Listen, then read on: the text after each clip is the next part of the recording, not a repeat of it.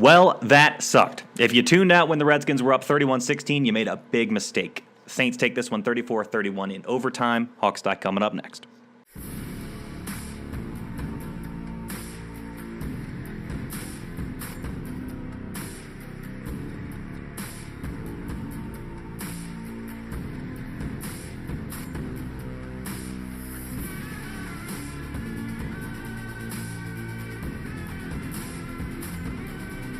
By fans, for fans, the Hog Style.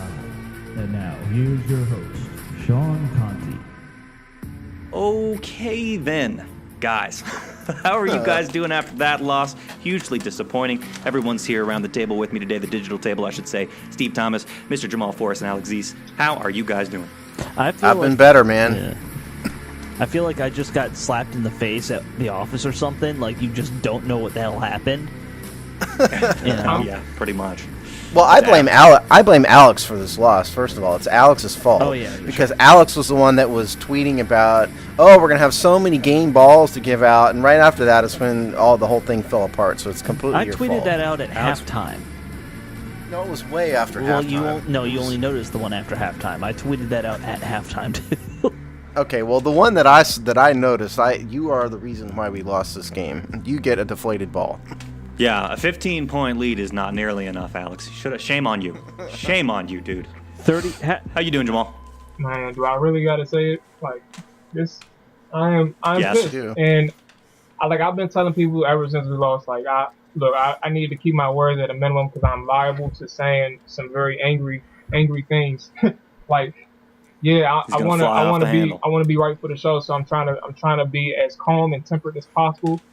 Like even in the last 2 minutes of the game, I refrained myself from any good play or bad play. Just stayed even keel because I just knew some shit was going to happen. I just knew it. Yes, exactly. Dead stare at the literally, screen. That's right. Show no emotion. I was just staring at the screen with no emotion, bro. And lo and behold, we fucked the game up. It's incredible.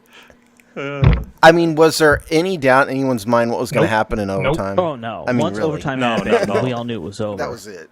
Yeah, you let a team march like that back. There's only one. I actually thought we had a chance too when we got the coin toss. I was like, please leave it in our offense hands because if the defense have to step on the field, it's a wrap. And right. Have you not watched the Redskins play for the past 15 years, Jamal? You knew what was going to happen. Come on, let me tell you. Be realistic. The one thing that helped me think the way I thought is what happened against Atlanta on the road. Like Ryan Grant failed, but we was driving the ball for that game winner.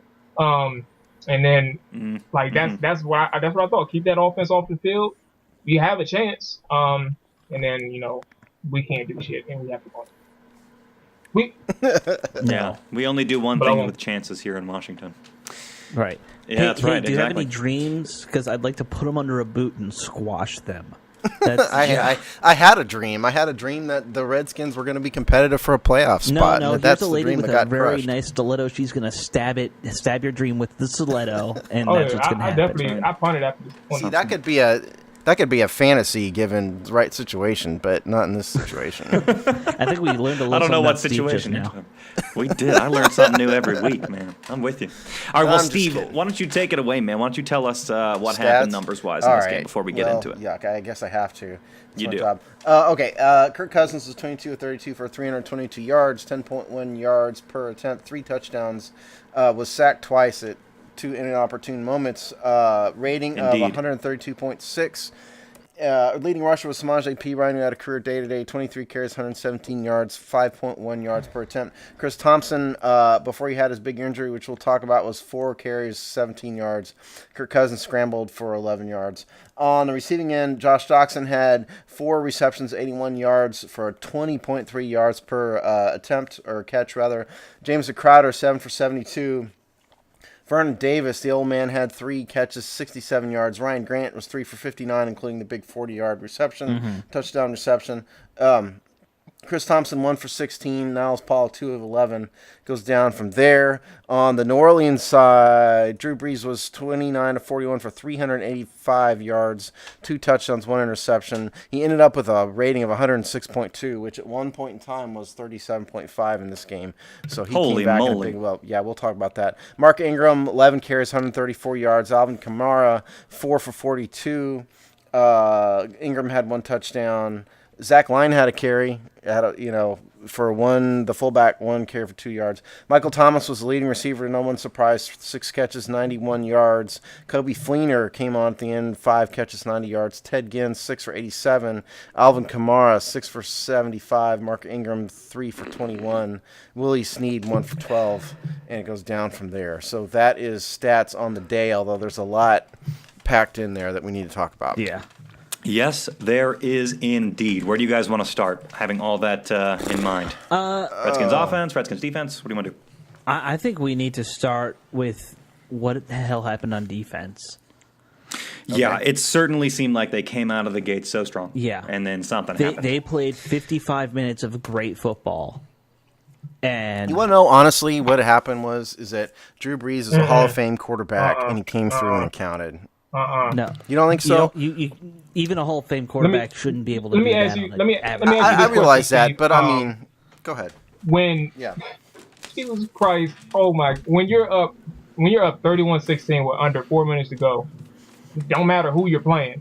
Like, what if I ask you if you have 10 chances, to replay this situation against Drew Preach, Brees, anybody, do you dude. expect to give up 34 points and obviously more, like if you 16, 18 points in under 3 minutes? I didn't say it was a good thing. I'm just saying that Drew Brees is a Hall of Fame quarterback. He came through when it counted. He completed passes when it counted. The Redskins secondary completely fell apart when it counted the most. And that's why I was saying that. That's actually why I was saying that. It's the secondary. Like it's so simple. And we played Drew Brees like the last 2 times we played him. It hasn't been this difficult to defend him. Like the last time we played him, we only gave up 13, 14 points. And I mean, and then the week, the time before that, we won 40 something to 30 something, but that was just 47. Yeah, I think. so it was. Yeah, so and then in 2012 we played him. We were giving up. He got some garbage time stats and got some garbage time points. Like we were really. It's not that difficult to defend late in the game against Drew Brees, but for some reason, this season has been held in 2 minute situations in both halves. It's ridiculous. Yeah. They've just been terrible. At the end of the first half and at the end of the game all year, the Redskins I'm talking about. I mean, I don't even know what to say. But They were hurting us on the ground a lot more than they were in those previous years. I think that's one thing I would say. Well, we were ready for that, right? That's not a surprise. On the ground Absolutely. I remember that. I forgot who they had them. I know Mark Ingram, and somebody else was going off against us in the first half. I think C.J. Spiller. I'm not sure. I can't remember. But we struggled against them on the ground in 2015 too. I mean, honestly, I think Sean Payton got away from the run there when he didn't have to in the first half a little bit. I mean, they were only 11 runs and 22 passes, and that's not really what the 2017 Saints do. I mean, Ingram was getting good yardage, average-wise, as was Kamara. So, if I were Sean Payton, I wouldn't have run or passed the ball quite so much. But look, I mean, the defensive front seven got pressure on Brees all day long for the most part. More pressure than he's gotten, maybe all year. I counted 6 quarterback hits on Brees. Yeah. I probably missed a couple, and we got 2 sacks. The man's only been sacked 8 times all year before today. So they got great pressure on Brees. Really and truly, the game was lost by the secondary there in the fourth quarter. Well, and it seemed like they'd take, a step forward and then 2 steps back because they'd have a couple good plays, but then they'd blow it all completely on something else. Fuller's going to come down with an interception, but gets flagged for the hands to the face penalty, undoes the whole thing. They have a couple stops, but then Kamara, somehow on that touchdown, I don't know how he just sort of waltzes right in, barely bounces off a couple guys and walks right in like it's a Sunday stroll. Brown. Yeah. Yeah, thanks to Zach Brown. I mean, it's like they had some good plays, but it was just constantly undone by these catastrophic failures, is what it looked like to me. I mean, I think we need to talk about the fact that our linebackers, Brown and Spate, did not look good at all the whole game. Like, They didn't really show up all game, and then when they finally were starting to show up, it wasn't for good reasons. It was, oh, hey, look, they kind of let another guy get a first down. Oh, hey, look, they blew coverage on a tight end. You know, Spate was getting beat like a drum most of the game. Most people probably don't pay attention to it, but, you know. Yeah, let me read the tackle numbers since we're talking about it real fast. Josh Norman, Kendall Fuller, Martrell Spate all had 7 tackles. D'Angelo Hall and DJ Swearinger had 6. Zach Brown had 5 tackles. Ryan Kerrigan, 4 tackles and a sack. Monte Nicholson, Preston Smith, 4 tackles. And then Anthony Lanier got a sack. I do say some good words for Junior Galletti, got some good pressure today. Just throwing that out there. So. I saw him at least on one good play. Yeah, definitely got a nice lick on Breeze. Yeah. Well, I guess I just can't understand, guys. Because why, if you're having such good luck up front and you're generating so much pressure, I mean, what's going on with the linebackers that they just got beat so badly today? They had a bad game, you know. Look, they had a bad game. What can you say? I think definitely on Brown's case, for sure. I mean, we're not used to seeing that from him. But I think it has to do with something Jamal mentioned before the show, and that was who was helping them behind them. And Nicholson got a concussion, was out for the game, and then Old Man Hall strolled in. And, you know, that's harsh. No, you're right. Well, he's liability in this game. You know, and none of us will hold back on guys we like, even if they don't play well. Yeah. No, absolutely. No, I think you're right. He was a liability in this game. I mean, they couldn't get anything done in coverage. I think that was probably the biggest failure. What can you say? Oh, it's definitely the biggest failure. You know, I was kind of dreading this show in some ways, not because I don't enjoy talking about the Redskins, but it's just such a hard thing to explain. I think what happened, you know. Well, because what team puts up 60 points in 2 games and loses both of them? In the NFL's history, I don't know if that's ever been done. Well, that may be a bit of hyperbole, but I mean, look, we played 2 of the best teams, maybe the 2 best teams in the NFC. You know, I refuse to give the Eagles that credit. You know, the Vikings and the Saints are, you know, the toast of the NFC right now. So it's disheartening, but it's not that surprising. I'm just saying, statistically, the odds of anyone doing that's got to be pretty rare. You know, like, I mean, certainly it's not common. I mean, probably, but the Redskins are such a hard team to talk about for this reason. It's like one week you're talking about how great the defense is playing and how lights out they're playing or whatever. The next week they're totally imploding. 2 of our wins and it just juggles back and forth. Were all defensive wins. I mean, if you look at the stats, right. I mean, it's just so hard to get put your finger on this team and what exactly they are. Right. Well, and look, you know, if you kind of break this down by quarter a little bit, I mean, Breeze did not have a good first half. No. By any stretch of the imagination. Not at all. No, he was 12 of 22 for 154 yards and interception, 57.8 quarterback rating at halftime. It was really only the fourth quarter that things kind of came alive for him. I mean, the man passed for over 162 yards in the fourth quarter, approximately, about 160 yards in the fourth quarter. Yeah. I mean, it's just, is it garbage time? I mean, was this, no, were we trying to rest on our laurels? Is that the problem? Well, you know what? One thing I noticed is that Breeze hadn't looked at Kobe Fleener the entire day. Mm-hmm. And then all of a sudden, alive at the end. That's right. Yeah, you know, all of a sudden, you know, Kobe Fleener becomes the number 1 target. I don't think that's an accident. I think Sean Payton is really smart, and all of a sudden started calling plays that are geared towards Fleener when the Redskins haven't even looked at him. Why is Kerrigan on Fleener, bro, so late in the game? I just don't understand it. I don't understand it. He should be rushing. Shouldn't be on anybody ever. Never, ever in coverage, man. It is ridiculous. Even that interception in the first week of the season, I don't even think he should be out there. Like of course, I'm glad we made the play, but he shouldn't be out there. No, he shouldn't. And I've always thought that Ryan Kerrigan needs to be a 4-3 defensive end. I don't really think he's an outside linebacker. He is because we force him to be, but I think the man needs to be a 4-3 defensive end more than anything. Yeah, I agree with you guys. I think Kerrigan was another one of those liabilities in coverage, especially late in the game, like you guys pointed out. One other thing I wanted to point out on defense was just that really poorly defended 2-point conversion. It was kind of the icing on the cake of letting them come back all this way, obviously. I mean, that's what took us to overtime. Just really, really, really did not look good in coverage there. Anything you guys saw there to explain how we just let that happen so easily? Yeah, I can explain it. Like Friday, And it's like the Saints do a good job at misdirection. Like that's how they create a lot of lanes in the run game. Today they didn't really need the misdirection because they could pop off 10, 15, 20 at a time without, just off their offensive line alone. However, they do get a lot of big plays with misdirection. And against the Bills, like I actually had some time to just sit back and look at the Saints and see how good they actually were. And their offense is really like that's exactly how they got a lot of big gains. There's a lot of misdirection using the Bills' aggression against them. So my point is that they brought the 2-point conversion out that play at the perfect time because there was hardly any misdirection in terms of in the run game all game really. They did a lot of screen misdirections to get Alvin Kamara out of open space. But with this one, they brought the tight end on a jet sweep or something. They had him going to the right, and they pitched it to the left with Alvin Kamara, and it's one-on-one. D Hall and a tight end engaged in a block, and D Hall's not winning it. And all he has to do is walk in. So they brought it out at the right time, and as you can see, look where everybody bit in the front seven in the trenches in the box.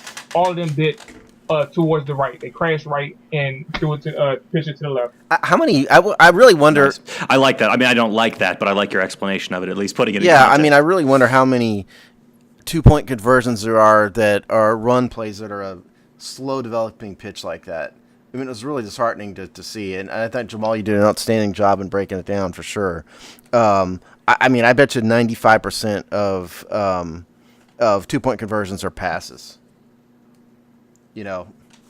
Anyway, disheartening. Yeah. Yeah, no, I agree with you completely. I would be curious too. Anything else you guys want to call out, by the way, on defense before we flop on over to offense? And yes, I did say flop on over to offense on purpose. Yeah, I do, man. I'm not even going to rant. I'll just say that. Go ahead, Brand. I'm very disappointed. I'm very disappointed in Martrell Spate. I cannot understand. I'm just disappointed in Martrell Spate, and it just shows also how much we really need Monte Nicholson, because before Monte Nicholson goes out, you're playing much faster defensively, and those huge run lanes aren't really there. Monte Nicholson goes out in the first play. Dio has to make a tackle inside the box, and he whips on Mark Ingram, and he breaks one for like 25 or something like that. So it's just we really need Monte Nicholson on this defense, and Marshall Spray, I couldn't be more, I'm disappointed in him. So. Yeah, I would say, a lot of people will say, oh, the offense has been more banged up than the defense over the course of the year, but the defense, like, we've gone through a lot of depth, and that's really starting to show.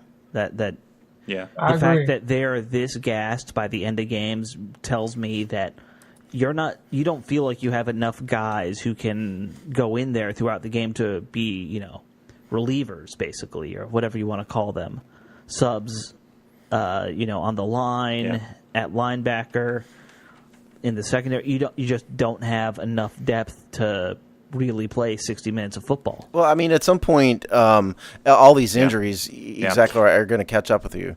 Like Matt Ioannidis played for the first time in 3 weeks this time. He had a big club on his hand, didn't do anything, which doesn't surprise me. Yeah. I mean, we're down to That's right.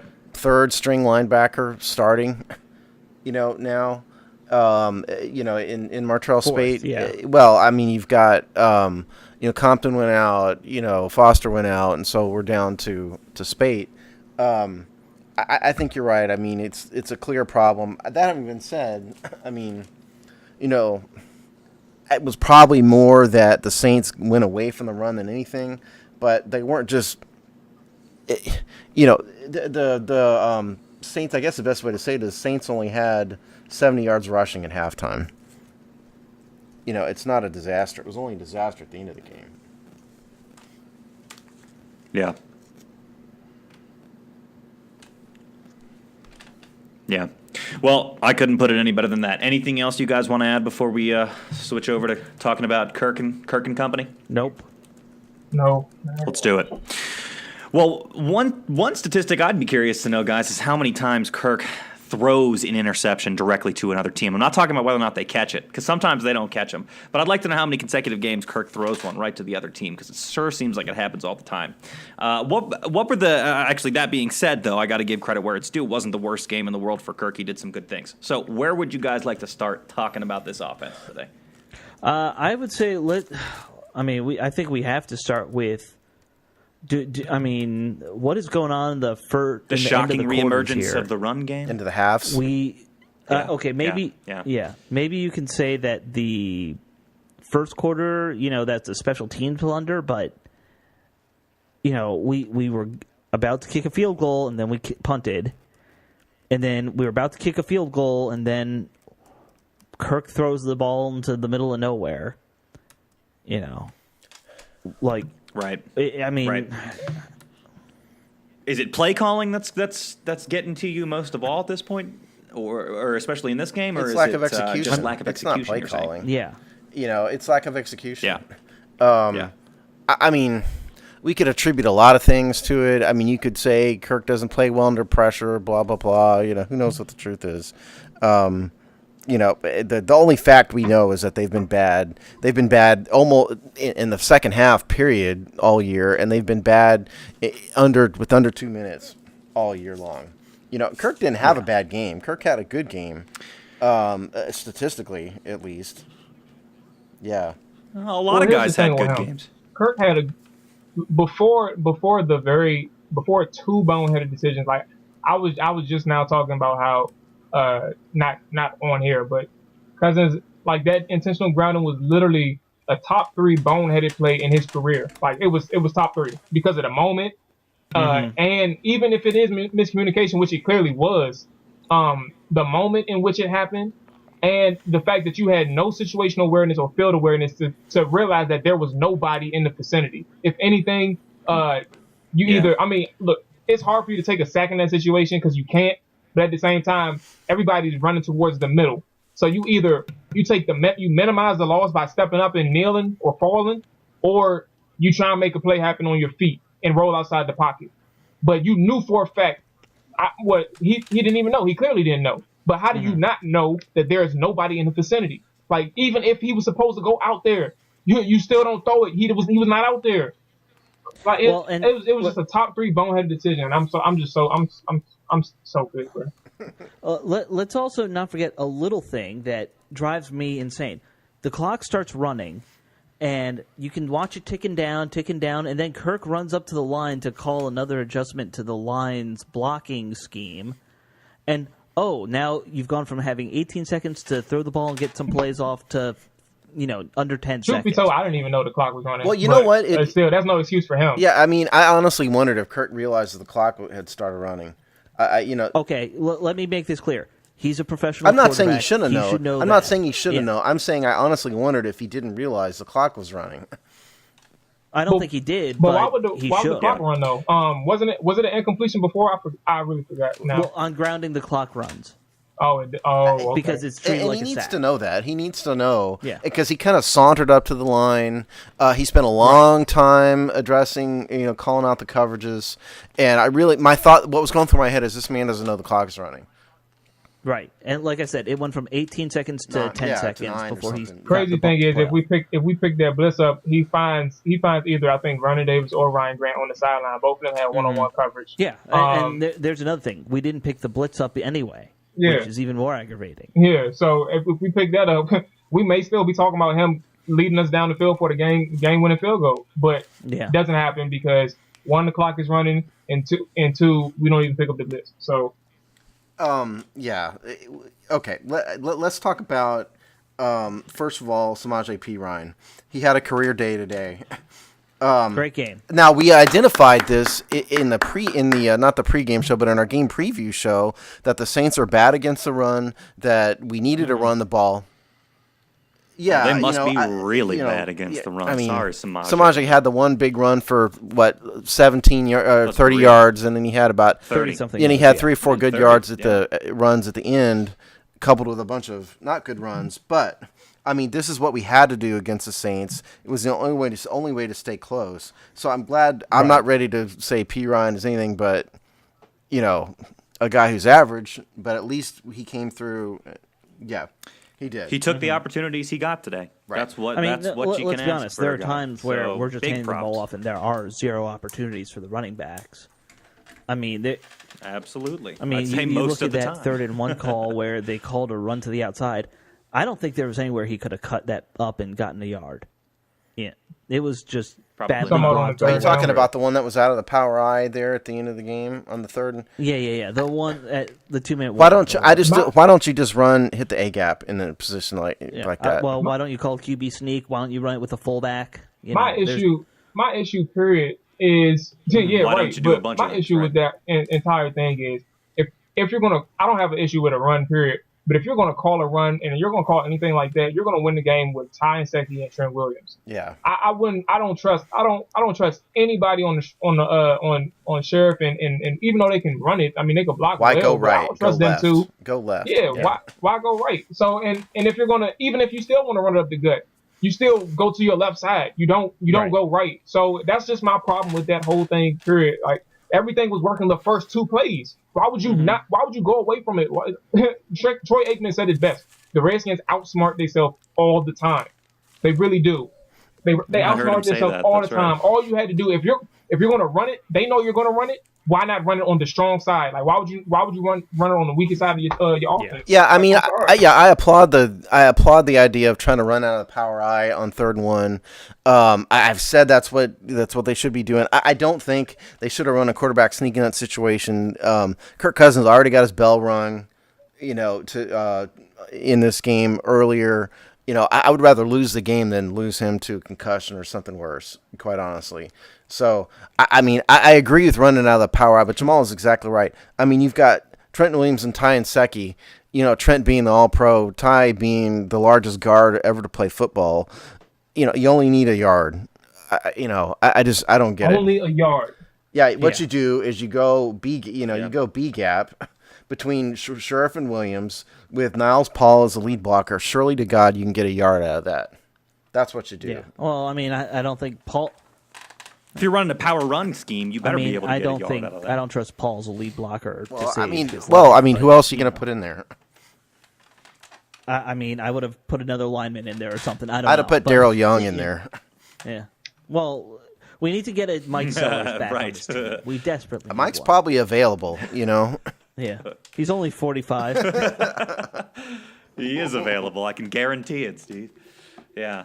No, I agree with you guys completely. Look, a couple guys besides P. Ryan today. I mean, Doxson had a great game. Doxson yeah. had a great Doxson first looked half. Great. Not a great Absolutely game. great. Right. Doxson was six. Yeah, he did. 6 targets, 4 receptions, 81 yards at half, and he was 7 targets, 4 receptions, 81 yards at the end of the game.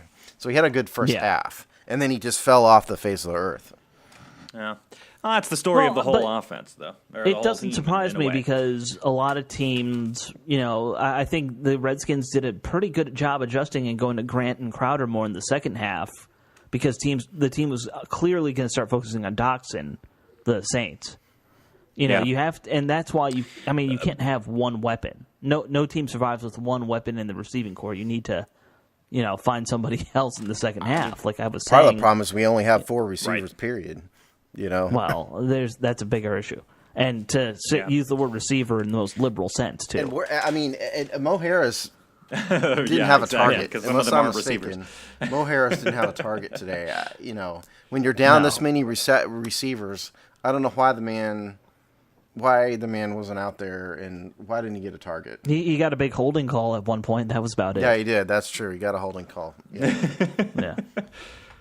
Well, you don't need it when you're serving the ball up to Sprinkle and Ryan Grant, who somehow trots in wide open with a 20-yard cushion around him. At one point, can't exactly explain that one, but that was beautiful. Good for Ryan.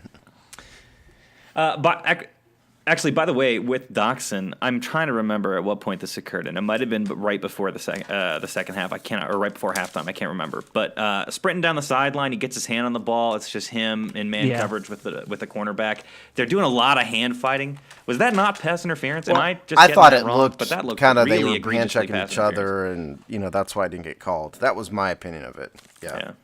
So they let it go. I mean, to me, the bigger pass I don't interference know. call on Doxson was in the very first drive where he was in the end zone and Who's the star corner for the Saints? I'm suddenly blanking on his name. Lattimore. The rookie.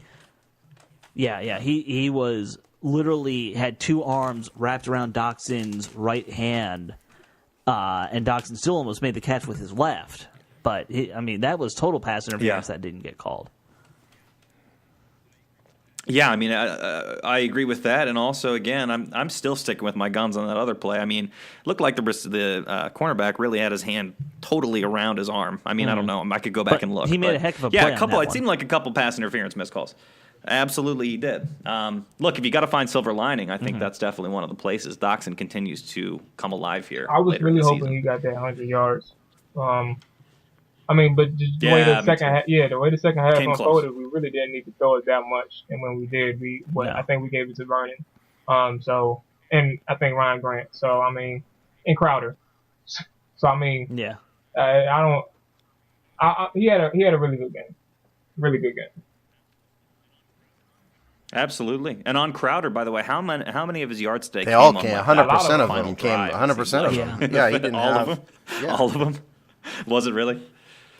Well, that's coming through when you're needed, as far as I'm concerned. Big ups to Crowder on that. And then, Davis also had a great game. Some really nice plays, including eating some really big hits, it seemed, in coverage. So good from all three of those guys. Like I by said the way, earlier, we do we have a scored Thompson update? 61 points in 2 games here, and somehow we've lost them both. But the offense has been hitting really well, generally speaking.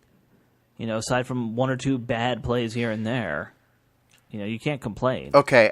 It's kind of like we talked about last week. It's like we can never get the offense and defense No. to be good in the same year. We can barely get them to be good in the same I do have an game, it injury seems like update here. sometimes. Unfortunately. All right. This is Yeah, a John Tell us. Keim. This is a John Keim update. He says, Tweet. he says Chris Thompson had a broken fibula.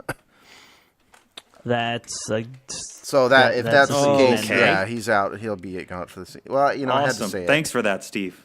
That's exactly what we needed. Oh, that's great. Yeah, that's per John Fibula Keim. is bad what, news. upper or lower leg? Very sorry It's to hear lower. Low. Okay. Yeah, tibia. Yeah, and because there's a photo here that he's got a cast on his lower leg. Okay. That I said did you say Keim said broken or broken. fractured or okay. What that mean? Whether it's a clean break Yeah, or that's- I don't know, but that's what the tweet Or like a said. hairline So, fracture. Or, But yeah. even He's done. regardless He's if done. if they're saying break, Yeah. that's 6 to 8 It's over. weeks, right? It's we're over. talking he's done. He out. It's over. Yep. It's a wrap for his Yeah, season, he's just out. like it is for That's- the I Skins mean, it- season. Okay. Yeah. Well, don't worry. He was only our leading rusher and leading receiver. It's okay. Right. Yeah, it's okay. The only man no beside big that not deal. named Vernon Davis who was making any plays whatsoever, and now he's out. Right. Who rolled up on him? No, was it it one was of us? a I forget. Or linebacker was it one for of the them? Saints who was underneath Kirk when Kirk And got hit. incidentally, By the way, you know how did why- helmet to helmet not get called? Well, there? you know why that injury happened? It's because Kirk didn't Don't slide. ask me. I realized he was trying to get a That's part first of it, down, yeah. and I applaud the guts, but he needs to freaking slide. He could have gotten a concussion. He doesn't want to slide. Stevie said it in the media last week because Well, he gets and by blasted the way, in the face that was whenever the he tries dirt. to slide. This These- what was. Let's go back to the first was so half. dirty. Yeah, that first slide when he got hit in the face. It was a blatant cheap shot, he got blasted. dirty hit, Mm-hmm. dirty play. I can't remember who did it. That Saints player needs to Agree. be suspended. It was very clear that it was an intentional shot. Yeah. They were The trying. cornerback. I forgot his name. Yeah, though. they were trying to hit Kirk in the head, in my opinion. It was targeting, like Yeah. they call it in college. Yeah. That's what Dirty it was. play. Yeah, I mean, I understand it's a fast play, but I also understand why Kirk's saying that's why he doesn't want to slide, is because that seems to happen a lot. And I think that was the I don't most know. I'm flags. surprised they didn't pull Brutal. Kirk out for a concussion protocol. Me too. on that. And that's what my point is. I mean, slide, Kirk. We criticize Robert Griffin for not sliding, and I Yeah. think it's only fair to start to criticize Kirk Cousins for the same thing. I think though. Sure. I think because I was responding to Alex in terms of the concussion protocol. I think because Chris Thompson got injured on the same play, he probably that was a timeout too within itself. So I Right. don't think he needed to come out for a play, if that makes sense. I think that's how they treated it. So maybe Yeah, but he that's- did get evaluated for a Maybe he concussion. did. Yeah, maybe he did. That's true. And plus, I mean, these games now have observers. NFL observers, and so if even if the Redskins tried to ignore it, the observer would have identified him if anybody thought he needed to be evaluated. So, but the point is, if he had slid, none of that would have happened. Right. I agree. And I think we all agree there. Probably like, true. It was, not a good play. Two guys potentially could have gotten seriously hurt. One guy did. I mean, it was awful. I was giving credit to the offense for on that drive afterwards. They faked the punt. They gutted it out, got a big touchdown there. But, I mean, now it all feels like nothing. Kudos to Jay for you're absolutely growing right. a pair, by the way, on the fake punt. That was a big-time play call right there. Yeah. It was. Yeah. Absolutely. How often does Jay get that aggressive and go for a fake punt on fourth down? I mean, never. That's not something he often does, especially a direct snap to Niles Paul. Niles Paul. I do. That's a morale booster if you think about it, because of what just happened. Like, that was their best. Like, well, technically, their two best offensive players, Kirk Cousins and Chris Thompson. We didn't know the status of Kirk Cousins, before that fake punt. Like, we thought that both of them went down on the same play. But instead, they said F that. We're not going to punt it to them and let the momentum swing like that. What we're going to do is we're going to get the fake punt. We're going to get our offense back on the field. And they drive down and score for a touchdown on that drive. I don't think any of us knew this, but that was all the gas left in the tank for somehow the defense as well. That was all they had. That was it. They depleted themselves. I don't know where to begin in terms of the huge letdown. But I will say I don't think this. any of us really know how to analyze that. Yeah, but what I will say though, that's true. This is in defense of the coordinator Greg Manusky. I'm sorry, like, a lot of people are gonna say like this defense is trash, and I cannot disagree. But the defense is trash for a reason.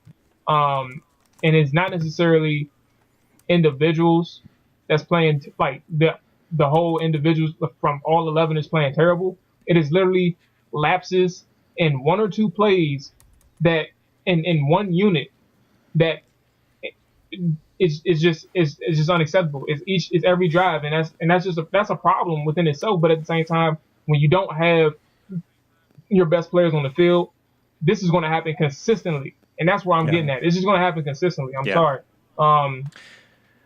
Well, I agree completely. That's what I was saying with one step forward, two steps back. I agree. You do some good things, you undo it all. I think it's a fallacy to say this is a good defense, but I don't think it is a good defense, but I don't think it's terrible, and I don't think it's trash. I think it's right now it's trash for a reason. I just don't think it's this bad as we're seeing it right now. Like, that's not. Yeah, I mean, where I was going with that is, I wouldn't call them good, but they're a dramatic improvement over last year.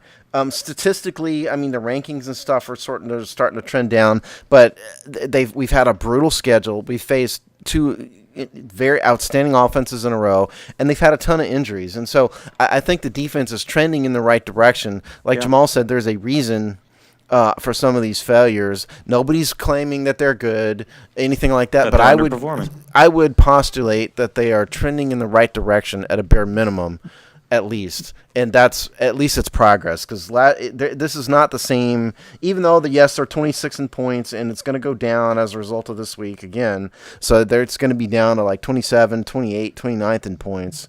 But the defense is more improved over last year, and so at least we have that. I know for a fact this a healthy unit. This is a top 16 defense. I will go. I don't know if I'll go as far as top 10, but we've even seen that. I know for a fact this is a top 16 defense with healthy players. The important players. Like, again, I think we talked about it before. Every team has injuries, but it's not about how many injuries you have. It's who's injured, and that's what's affecting this team. It's who's injured, not how many people we have hurt. So with the healthy unit, this is top 16 all season, and I don't think we'll see. It's not this terrible with our key guys in the lineup. Yeah, and incidentally, I hope that the weak-minded and pathetic Sua Cravens is happy right now. Wherever you are, Sua, the fact that you quit on your team the day after cuts, like a weak, pathetic person. You let your team down. If you don't want to play football, fine. Well, if you don't want Let to play us know football, how you fine. really feel, Steve. Don't quit on the eve of the season. No, and I'm could with we actually use a quality, strong safety right now? I think we could, because D Hall looks like whatever else we Dear could have spent Lord, that second round pick absolutely. on. Yeah, exactly right. I mean, because D Hall looks like he's Yeah. I love D Hall, but he looks like could he's use a number of 180 right things. now. And so Right. Sua Cravens. The super long beard doesn't help. No, it doesn't. It makes him I look don't even like have Grandpa. a name for D Hall no more. He's Grandpa. It looks like Oh, he looks Kuzla. like Grandpa Moses with the big beard. It just Yeah. seems to be gray. But my point is that I have nothing but contempt for Sua Cravens as a result of all this. Sorry. Well, people Yeah. out there, I I'm love with you. Sua Looking last back year, now, it's but even. I always it's thought it even was more. a tweener. I always thought he was a tweener. And people out there trying to make excuses for him, trying to claim that, we need to be, sensitive to his needs. I say, screw that. Screw him. And I wish we'd never drafted him. And I hope he never plays again. Yeah. I want this team to win. They can be sensitive he's to a my pro needs. football player sensitive making to all millions our of needs, dollars. Man. We're the ones that's hurting. You just all ruined got my needs. Thanksgiving week. And this is my Exactly. favorite holiday. Well, it's like if you're going to quit, who quits on the day after cuts? I mean, the Redskins cut a guy to keep Sua Cravens on the roster, and then and then Sua Cravens left. How weak is Yeah. that? Just pathetic. Sorry, I didn't mean to get off on a tangent. No, weak sauce. go ahead, man. You deserve it. We all deserve these things, honestly. And I'm surprised I'm doing a great job. We all get I to have our believe, I'm in- surprised in you holding haven't- my anger in. I'm surprised you haven't lost it. You I'm are. too You depressed to you be are. angry at this point. That's where I am Yeah, at. but you see, it's Oh, no, entertaining. I got some drink in my trunk, so I'm gonna go ahead and head to the car as soon as I get there. I think it's entertaining when you go off. Of All right, well- by all means, let it out. Let your Nope. anger out. Yeah. Well, it's probably going to be happening more and more as the season goes on. Nope, I'm goes numb. on. So I'm numb, I'm man. sure you'll It's get your not gonna opportunity, Steve. He's numb. That's right. He did tell us at the beginning he was emotionally dead now. So, all right. Well, let's. On that note, we'll try to end on a positive note. Let's That's get some game positive. balls, guys. What do you think? You ready to do this? All right. Yeah. I mean, we I gotta was try ready to be to hand positive. out We gotta like try to do our 10 jobs. game balls. Yeah, I know. Now I'm And not so ready. it's your fault. I told you that. Just revert to your halftime form, Alex, and give us what you were All going right. to Well, I mean, here's let me You start sound with so the excited. easy side of the thing, and that is the offense, because I think a lot of people had good games on say. There you offense. go. And so I'm going to give an easy game ball to Samaje Perine. Broke 100 yards. Definitely. I didn't think we'd see a Redskins running back have 100 yards rushing all season. This was the team to do So, he proved me wrong there. So Me good for either. him. Game ball to Samaje. Absolutely.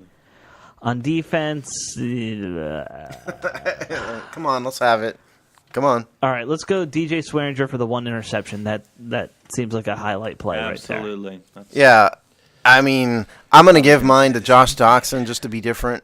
Doxson. right there. No, by all means, be different. I think this is a game where we should all be different. Yeah, I mean, Doxson for 2 quarters Okay. looked like All right. looked like the number one X receiver that we all hoped he would be, and that the Redskins hoped he'd be. I mean, The Pierre Garçon replacement. yeah. Oh, Pierre Garçon with more athleticism, and so he looked like that, and hopefully we'll see more of it. So, I mean, again, just to be truthfully, I mean, Samaje probably deserves it more, but I'm going to give it to Doxson because hopefully that's a harbinger of things to come. And on defense, I mean, it's really tough to give anybody a game ball on defense, quite honestly. Do I have to be different? I mean, Sure. No. I've been on offense. You have Yes. people Yes. can be different. Okay. Defense. Yeah, do what you want. I'm going to do. Do your best to be different, though. See. If you Okay, can well, run I'll through give the it. I'll give a game ball. So I was going to give it to Breland, but nobody in the secondary. That was going to be mine. I don't care was what gonna you do say. that. I'm trying going get to say creative with it. DJ. So now you have to Swearinger. I say don't care someone what else. Alex said. I'm going to give it to DJ. Yeah, that's fine. Yeah. It's Fair okay. We don't have hard rules here, It only Steve. gets That's good. Truthfully, none of them deserve it after the end of this game. But DJ consistently looks like the captain that he is, and so If I get bored tomorrow, I'm going to start going back and start adding up who's got game balls from who and all that stuff. Oh God, please don't. It's going to be like Zach Brown from me on defense for like weeks 1 Up till now. like, now, basically. Okay, well, let's continue to be different. So I think someone said P. Ryan, someone said Doxson. I'll go with Vernon Davis for Oh, he making a had two couple very critical nice catches, yes. and taking some big hits. I'll go there. Obviously, I think these other two guys are probably a little bit more worthy. But in the pursuit of being different, I'll go with Davis. And on defense, I will go with Breland because I'm trying to be different. A, no one really deserves it, and B, he had those two out of 3 plays he hit Kamara really Yeah, he hard did. for That's stops. I think in the backfield. If only he'd rattled his cage a little bit harder, maybe he wouldn't have come back and gotten us so bad later in the game. But yeah, I'll give it to Bree. Frustrating now that you just brought up the cornerbacks is that think about this, and I'll get to mine. I'm not gonna wrap too long, but think about this though. Kendall Fuller on his game-sealing interception literally got his pinky caught in the face mask. Like that's how fluke that penalty was. His pinky got caught in the face mask, and they called that flag on him. Clearly, it was a flag because it was hands to the face, but it was just fact it wasn't intentional. His pinky got caught in the face mask. Like if that did not happen, Breeze is still throwing that interception to Fuller. Like that's just how it didn't impact the play itself. You're right. Yes. So and that's just so frustrating. Troy Aikman said it did impact the play. Take that for what you will. Troy Aikman's a drunk. I don't I don't agree with that. What Aikman is saying simply because of the fact that look at where he threw it. He still threw it at Fuller. So I don't agree with that at all. But in terms of my game balls, defensively, I'm going Breland. I don't really think I've seen him give him much in coverage, and he was good recognizing the screens. Like him. Well, I would just say today that he did a good job. I'm not really sure. I can't remember games past. Usually it's Kendall Fuller recognizing it, but today he did an excellent job in coverage. So I'm going Breland as well offensively. And this is gonna suck because it was a Romo game for him, but I'm gonna go Kirk Cousins. Where he played excellent for a good portion of the game, literally excellent, but 2 big plays knocked off his rating of excellent. It was 2 big plays, an intentional ground, and literally I don't know how you get 2 in one game, but Kirk Cousins knows how to do it. That's a rarity. You're right. Yeah, so I'm gonna go Kirk Cousins because of the simple fact that he did make big time plays. The one to Ryan Grant was probably it was an elite throw. It was an elite play from Kirk Cousins to take that type of hit and anticipate where Ryan Grant's going to be, and he threw it like it was right there for Ryan Grant. So and he did the 4th down to Vernon Davis.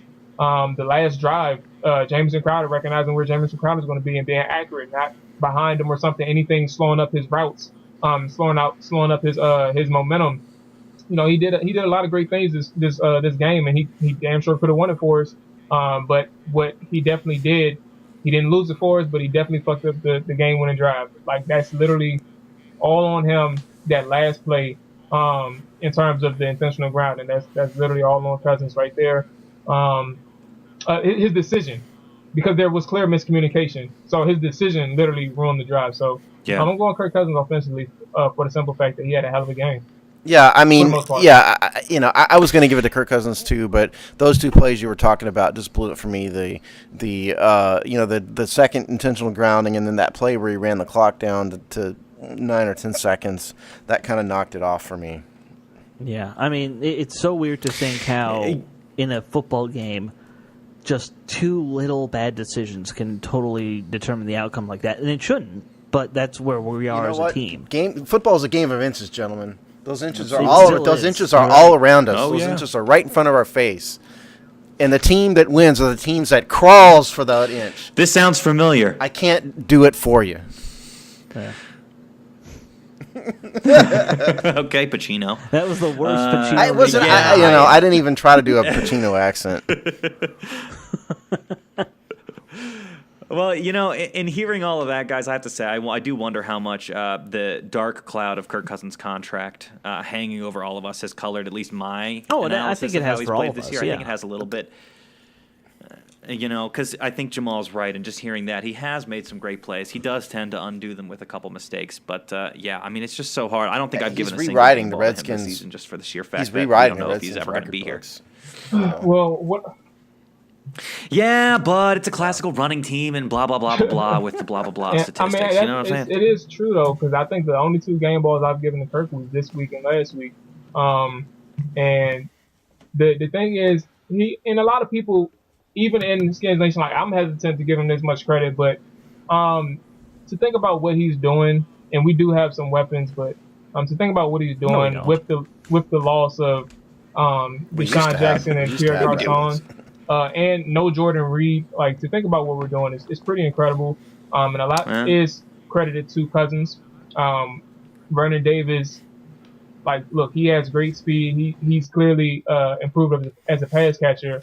But look, he's not doing what he's doing if Kirk Cousins is his quarterback. Isn't his quarterback? Excuse me. Isn't showing up. Yeah. And then same thing with I'm not going to say Josh Doctson he's still raw, but he's a hell of a playmaker if you give him the ball, if you give him an opportunity.